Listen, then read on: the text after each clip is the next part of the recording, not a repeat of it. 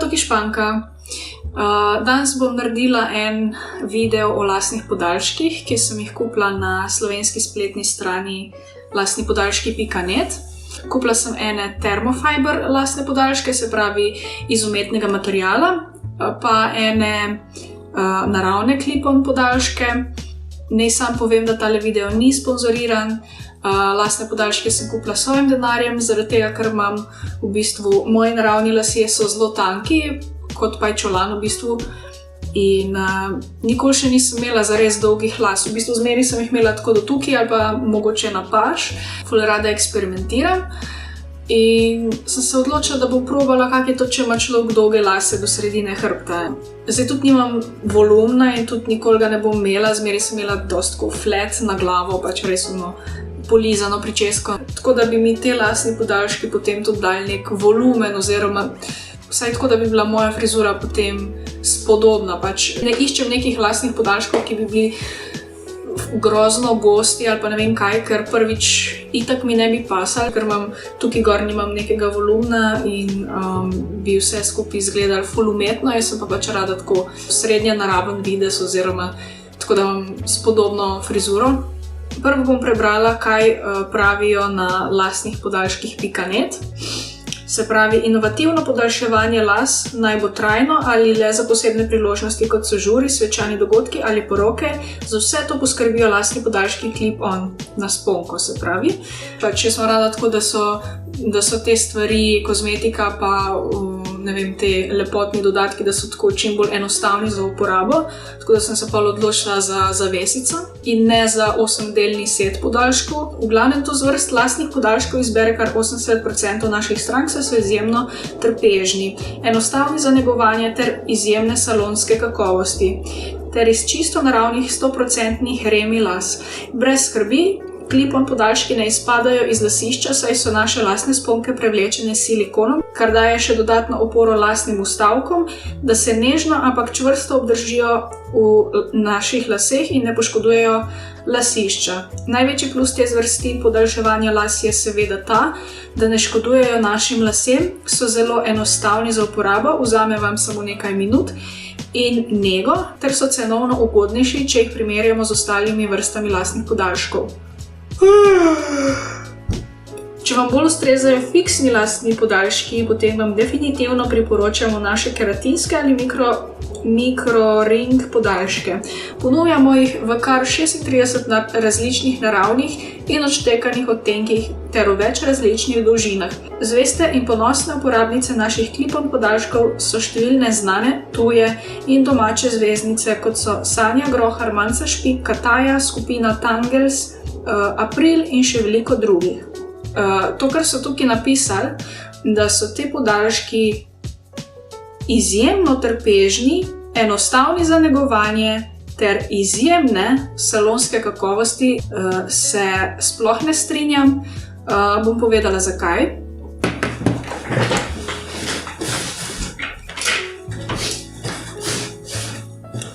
Pač tole so tele naravni lasni podaljški. Prvo ko prvo, cena lasnih podaljškov je, oziroma jaz sem plačala 68 evrov. 68 evrov za tole. Se ne bom rekla, da so obupno slabi, ampak kaj fora. Bom dala noter slike, da boste lahko videli v videu. Ko sem jih dobila prvi dan po pošti, so bili res gladki, sijoči, brez napake. Potem sem jih pa še isti dan oprala z vijoličnim šamponom. Običajen vijoličen šampon zaradi tega, ker sem hotela malo tonirati te podaljške, ki so bili preveč rumeni in sem hotela, da so pač naravni za videti, no? Da se ne bi tepla z mojimi lasmi. Jaz sem si svoje lase prebelila 100 milijonkrat in imam čist skurjene, ampak šampon mi ni naredil nobene škode. Potem pa jaz operem tele podaljške s tistim vijoličnim šamponom. To sem vedela, da bojo lasje rumeni, pač takšne sem naročila, ker drugih niso imeli, bolj primernih za mene. In ko sem jih posušila, sem opazila, da so zelo frizi, zelo taki štrenasti, niso bili več tako gladki kot pred pranjem. Pred pranjem so bili izjemno gladki, svileni, svetleči. In potem, ko sem jih poprala, so bili pa kar naenkrat štrenasti. Do te mere, da niso bili več za v javnost. Kaj se je zgodilo? Probala sem jih tudi zlikati z navadnim likalnikom za lase. Tudi ni ne vem koliko pomagalo.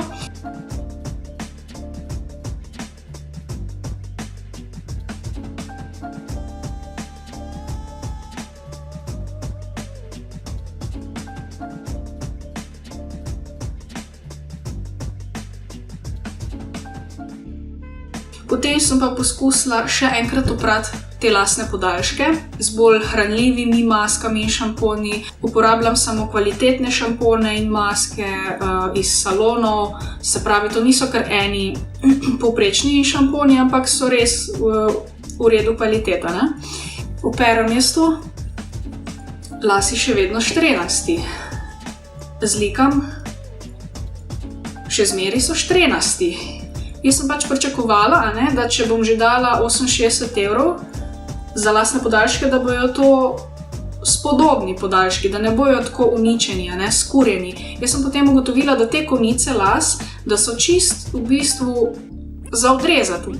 Praktično ne moreš jih povrniti nazaj v prvotno stanje, ker so že toliko skurjeni, da nimaš več kaj delati z njimi. Napišem jaz to na lasnepodaljški.net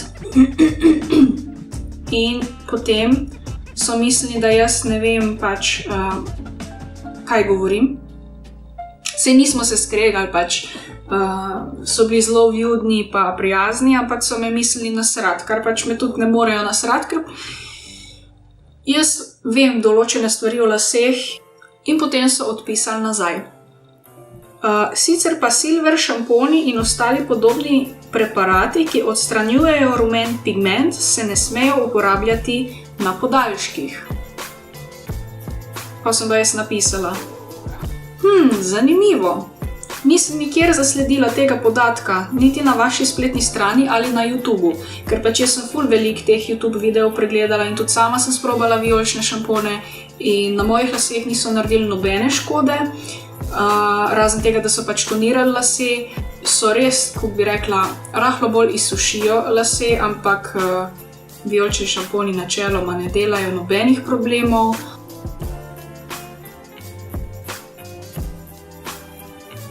In potem so oni nazaj odpisali. V glavnem je splošno znano, za vijolične šampone, da se jih ne sme uporabljati na lasnih podaljških. Kajti, enačiti lase, ki rastejo na vaši glavi, in podaljški sta dve različni zadevi. Slednji so mrtev las, saj so odrezani in so tudi tovarniško razbarvani in prebarvani, zato da bi bili dobavljivi v več naravnih odtenkih. Ponavadi te silver šamponi naredijo problem, da las postane vijoličast ali zelo suh. Kajti so lasje že tako sami po sebi tovarniško prebarvani in potem jih ponavadi pobarvamo še od 1 do 2 tona v svetlejše ali temnejše odtenke. Sicer pa z izkušnjami se da tudi v kako funky barvo prebarvati. Imamo kar nekaj frizerskih strank, ki naše blond podaljške barvajo v azurno, modre, rdeče in podobno. V glavnem nazaj sem jim odpisala to, da praktično lahko enačim te podaljške z svojimi lasmi. Že res, da so pač te so majčkeno debelejši, moji naravni lasje so res zelo mehki, zelo tanki, svilnati kot pajčevina. Sem pa potem nekaj ugotovila, Tlele vmes, noter, če dobro pogledam, so nekateri lasje črni. Se pravi, če ti hočeš pobeliti črne lase v tako blond, svetlo barvo, to pomeni, da ti lase ful uničiš. Se pravi, že v štartu so mogli te lase skuriti praktično. Pač mogli so jih toliko abrazivno pobeliti s peroksidom, da so ratali uničeni. Jaz sem pričakovala, da bojo to, ne vem, kakšni rjavolaski ali pa svetlolaski vzeli lase in pač potem pobarvali za par odtenkov, ampak ne, verjetno so kakšne kaj se vem, izkot te lasje prihajajo. Sklepam, da prihajajo iz kakšne Indije, kjer pač ženske prodajajo svoje lase za denar, ne? In tisti lasje so črni in kodrasti in so cenejši, ne? Verjetno. Zdaj jaz to samo sklepam, ne? Ker ponavadi tako te trgovine z lasmi delujejo, ne? Nisem pa strokovnjak, tako da ne vem, možno, da sem se zmotila. In sem jim pač napisala nazaj praktično, da lahko enačim te lasje, ne, s svojimi lasmi. Zaradi tega, ker sta oba dva in te moji lasje so mrtvolas in tele lasje so mrtvolas. Zakaj? Las bo zmeri mrtev, las ni živ, zaradi tega, ker nima vseb živcev, nima žil, po katerih bi se pretakale hranilne snovi. Tako da to, kar so oni meni hoteli natrositi, da so te lasje mrtvi, moji lasje pa niso mrtvi. Kaj so moji lasje? A so živi? Niso živi.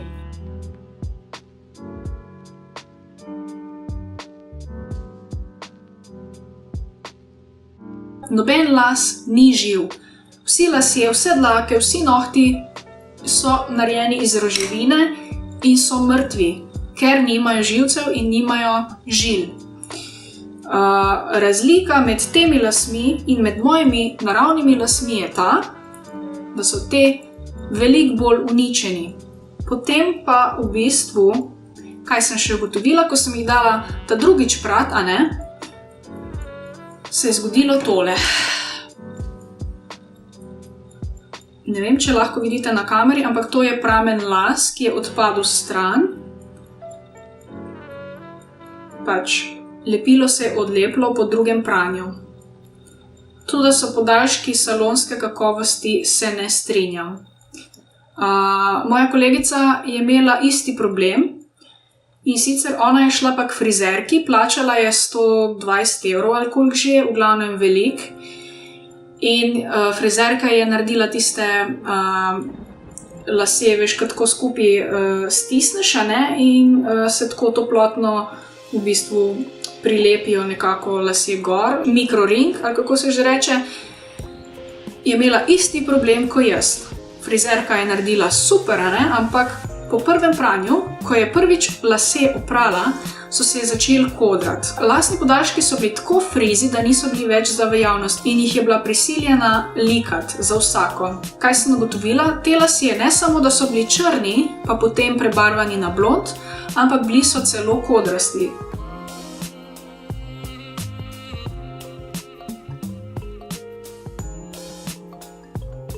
Kodrasti lasje pa itak vemo, da so še bolj občutljivi kot pa ravni lasje, ne? Zdaj jaz nisem strokovnjak, tako da dajte še sami malo preiskati, ne? In potem v najrazličnejših frizerskih salonih uporabljajo švoh lasne podaljške in pravijo, da so ne vem kako kvalitetni, a ne? In prodajajo pač strankam navadno sranje, praktično. Zdaj tako je. To so moji prvi lasni podaljški, ful sem si jih želela imeti in jih bom uporabljala, definitivno. Niso tako grozno slabi, a ne, če znaš delati z njimi. Itak profesionalci, ki imajo vse tam profesionalne rekvizite in maske in ne vem kaj vse, a ne. Itak, da njim bo to ful enostavno, a ne. Oni dobijo poceni robo, poceni lasne podaljške, kako bi temu rekla. In potem, ker imajo takšne profesionalne fene in likalnike za lase, itak, da oni potem to naredijo profesionalno, da zgleda res high quality, ne? Ampak v resnici so pa lasni podaljški ceneni. Zdaj, jaz mislim, da sem plačala preveč za te lasne podaljške, pač ne bi se strinjala s ceno 68 €, ker niso toliko kvalitetni, vsaj po mojem mnenju. Tako da ne vem, če bom še kdaj kupila podaljške pri tej spletni trgovini.